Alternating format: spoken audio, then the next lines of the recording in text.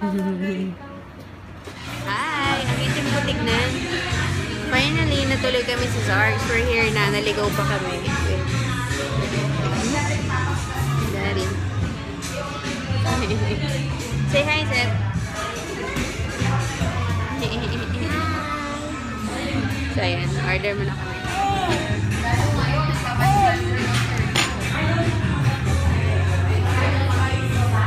What inside? Ano sa'yo, Seth?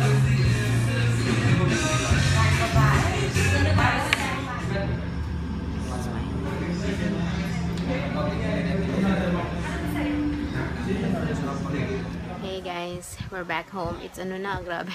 2:45. Ang tagal namin. Umalis kami 10:30. My gosh. Anyways, it was a very stressful car ride from BF up to sa bahay. Then, kay Zeb Gavin. So, yun nga, as I was saying, this little one was so stressful. Pauwi. Iyak nang iyak doon sa sasakyan dahil gusto doon sa unahan na upo kanina. Anyway, so mag-rest na kami, magnanap na kami. It's almost 3 o'clock. So, see you later. Guys, kain tayong dessert from Cake to Go. Kanina kasi dun sa may Zarks, ang hirap ng parking. So, wala kaming choice. Nag-park kami sa tapat nitong Cake to Go. Para lang, bumili kami para lang may maparkan.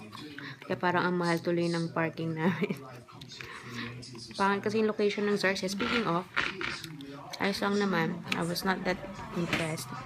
Kasi hindi ko gusto yung mismong place. Hindi yun na in-expect ko.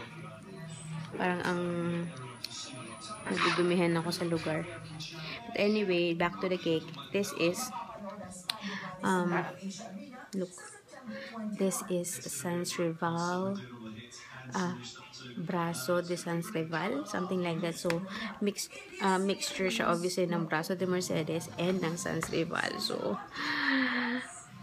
ay naku po. Sarap. Cut natin. Palpak pa tong kutsilyo ko. Sira na pala. Hati kami ni Daddy. Wait lang, cut ko muna. Yan yung loob niya. In fairness, ang sarap. Natikman ko ng konti. Yan yung parang Brazo de Mercedes to. Sans Rival yung labas. Yummers! Kain tayo. Anyway, sila Zeb. Si Zeb tulog na. Grabe yung pagwawala. Kasi, hindi pala siya nagnap.